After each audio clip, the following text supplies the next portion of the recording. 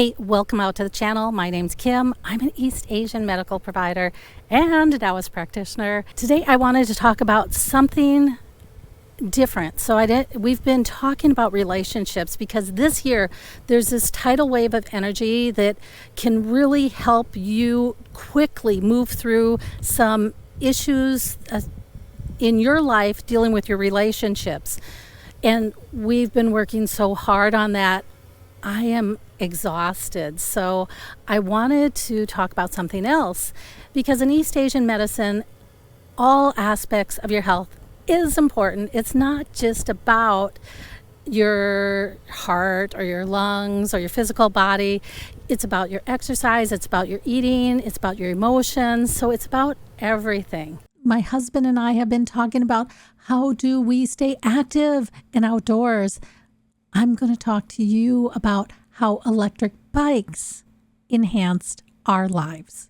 I am out here at sunset because we've been in a heat wave, and this is the third heat wave we've had up here in the Pacific Northwest. So it's been over 100 degrees today, and we're by all these really cool rivers. So the evaporation, just the humidity is overwhelming. So I waited until sunset to get out here to kind of chat to you about these bikes. There's some really amazing learnings that I got from, getting one of these bikes. And so I'll share that with you. We went and got these because of the tariffs coming in. We weren't going to pay another 30% or another 50% or another 100%. They're already really expensive. I ended up buying the Aventon Pace 4, which is completely different from what I thought I was going to purchase, which was a mountain bike. What I would recommend to you is before you go out to purchase one of these, get really clear on what your bare minimum is. And it's not going to be a lot of categories. For me, it was price, class, and motor size. So let me tell you why those were important to me. The biggest thing on price is this is really new technology. And next year, we are already going to start seeing the solid state batteries coming in for these bikes. And watching what China's saying and doing, they are converting all their electric bikes from the lithium harness to a lead acid harness this year.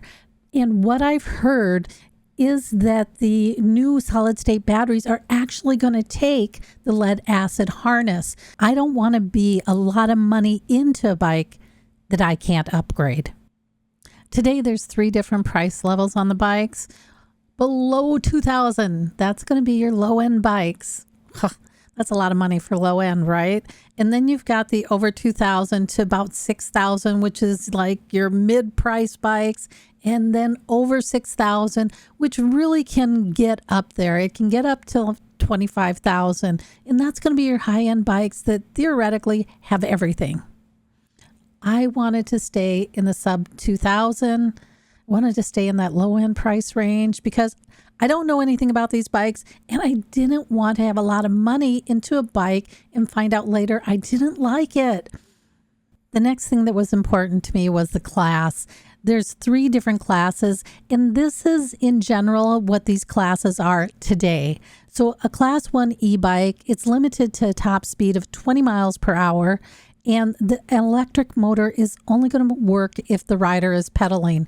Now, they can have a throttle, but again, that throttle is going to give you an extra boost, and only if you're pedaling.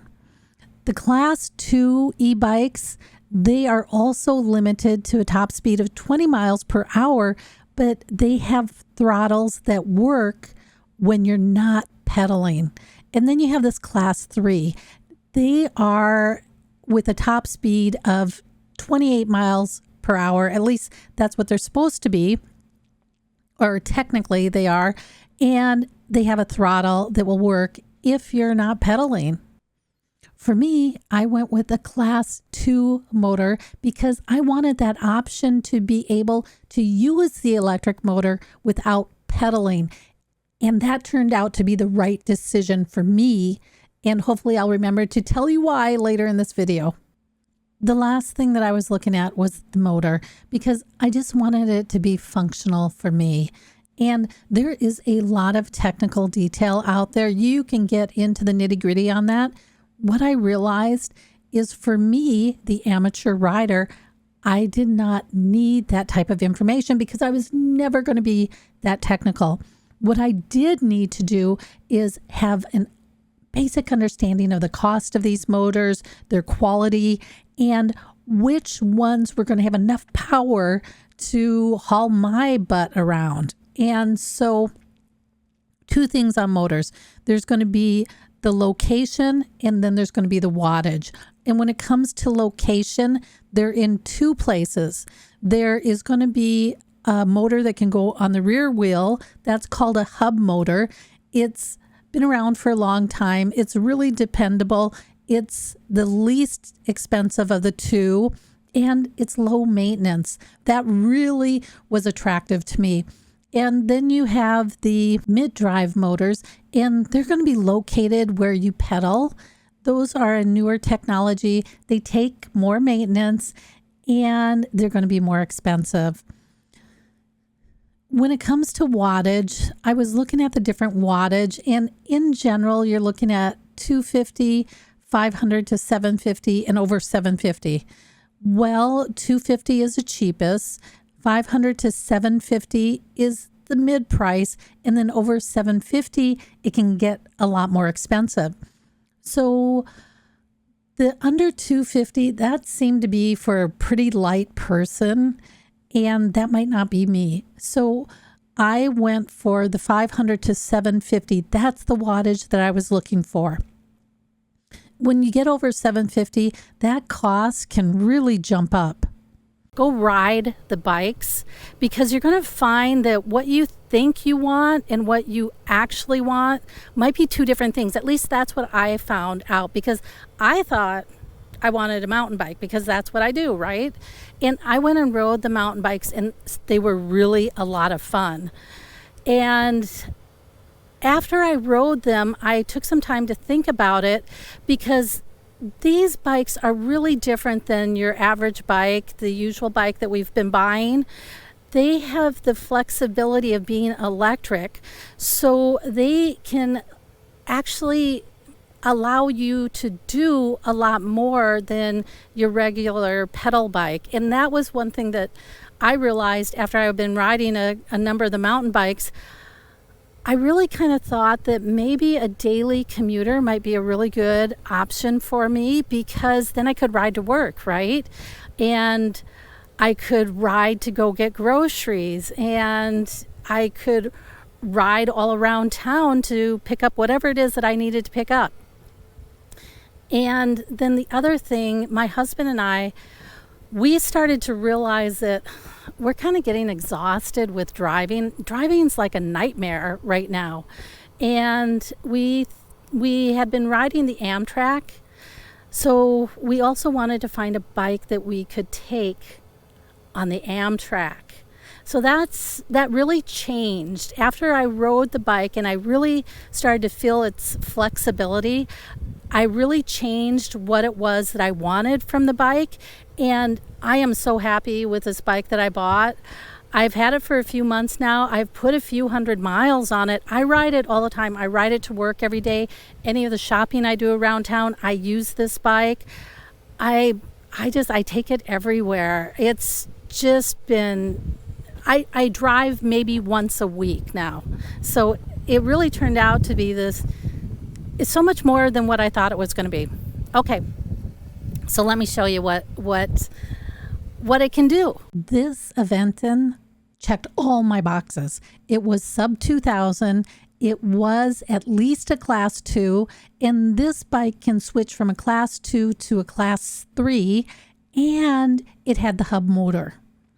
What really kicked this into high gear is when I added in that requirement that I needed to be able to take that on the train. There were only 2 bikes I could find that would make the weight limit for Amtrak that were below $2,000. The Aventon was the only one who ticked all my boxes. They also like to say that they're disrupting the market. So that real Gen Z vibe to them, and I have a tendency to agree with them. This bike had more bells and whistles than the mid-tiered mountain bikes that I was looking at. Talking to other people, they were saying that the maintenance on these bikes was almost nothing. They were so well built. Okay, so here's my story on the well built thing. I kind of agree with them on that too, because I have accidentally dropped this bike down a flight of 4 or 5 stairs twice, and the bike doesn't seem to have been fazed by that at all. They have these security features that wasn't available on the mid-tiered bikes that I was looking at. So let me give you a brief rundown on them. You still need your bike lock, but they have an application that you put on your phone. That application allows you to lock the back tire, so the back tire will not move. You can also have an alarm. So if someone tries to move your bike, it will set off an alarm that actually notifies you on your phone. It also allows you to do geofencing. So you can geofence around your bike. And the last one, which is crazy, is through your phone. If your bike is missing, you can actually track it on your phone. Crazy, huh? Another thing that's pretty cool about this bike is lights. It has brake lights, it has blinkers, and it has your front light. Out of all the bikes that I was looking at, this was the only one that had all those lights. And I didn't know how cool I would think that was until I started riding the bike and using those features. And yeah, I love those things, especially the blinkers. Okay, let me just tell you one more thing about this bike, and that's about its cruisability, because it really is a cruiser. I can get all over town with this. I added in the packs so I can go to the grocery store, put it in the pack, and take off. I added in the fenders because we have so much rain here, and I didn't want that rain splashing up on me from the wheel. This bike can actually go through light rain, so good on it. But when it comes to cruisability, the only thing that it doesn't have is that front shock. The only time I notice that is when I'm doing these weird little off-road trails or dirt roads. Yeah, it's a big difference not having that front shock. But most of our trails and off-road areas around here that I would use are pretty much like what you're seeing. Uncomfortable without the front shock, but doable. So the bike has a lot of flexibility. You can load it up with a lot of weight, and it's just such a different beast than regular bikes. I am so happy with this purchase. This has been such a fun bike. So if you're looking to just have a daily cruiser, right? This is an amazing bike for that. Okay, until next time, I'll catch you on the other side.